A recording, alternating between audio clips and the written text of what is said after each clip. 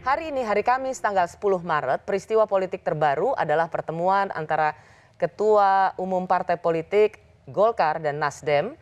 Dan salah satu di antara yang dibincangkan adalah soal penundaan pemilu. Ini cuplikannya. Politik itu adalah kesepakatan dengan para ketua-ketua umum partai. Dan banyak hal yang harus dibahas, terutama ketua umum partai yang mendukung Bapak Presiden. Dari Bapak Presiden sendiri sudah jelas bahwa aspirasi demokratis itu tetap harus tumbuh, namun juga tentu kita melihat koridor-koridor yang ada. Sehingga tentu biasanya dalam hal-hal tertentu komunikasi antar pimpinan partai politik menjadi penting. Kesepakatannya jelas. Kita bersama-sama tidak lagi mempermasalahkan masalah itu. Tidak perlu ada satu diskursus yang berkepanjangan.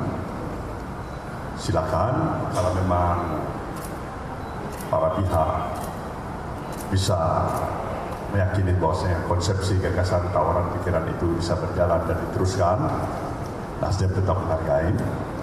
Tapi Nasdem tentunya sama halnya juga macam saudara saya, dari keluarga besar DPP Golkar. Tidak ada, pada dasar tidak ada perbedaan antara Nasdem dengan Golkar intinya. Jadi tidak ada polemik lagi untuk masalah itu ke depan.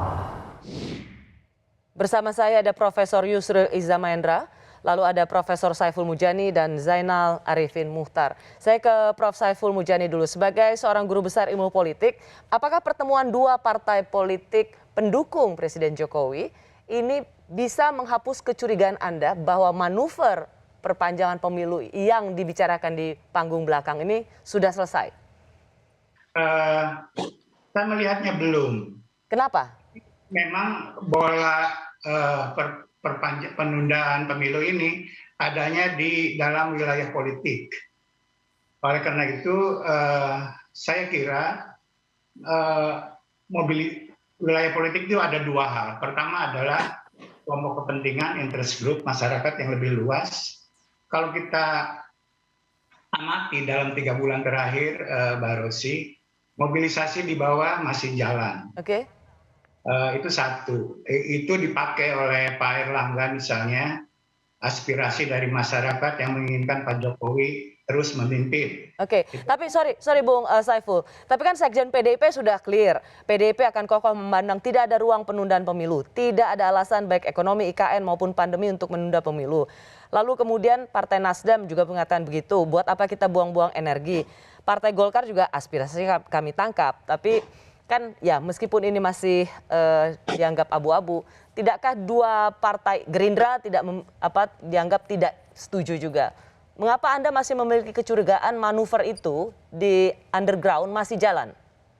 Saya tidak curiga, tapi saya melihat fakta gitu ya di lapangan bahwa ada kelompok-kelompok yang bekerja untuk itu pertama. Kedua, 3 partai yang sudah menyatakan itu belum mencabut pernyataannya. Ketiga, harusnya dari Pak Jokowi sendiri yang mengatakan bahwa aspirasi itu dihargai, tapi katakan begitu, pastikan pemilu 2024 akan berlangsung dan tanggung jawab pemerintah untuk melaksanakannya. Kita menunggu itu. Selama itu belum ada, dan di sisi yang lain seperti Bung Erlangga tadi mengatakan bahwa ada keinginan itu untuk memperpanjang masa jabatan, maka belum selesai urusan politiknya. Tentu saja belum masuk ke wilayah hukum. Ya, apalagi ketika ada embel-embel aspirasi masyarakat ya, dan itu bagian dari wacana atau era demokrasi. Kalau rakyat menginginkan itu, mengapa tidak?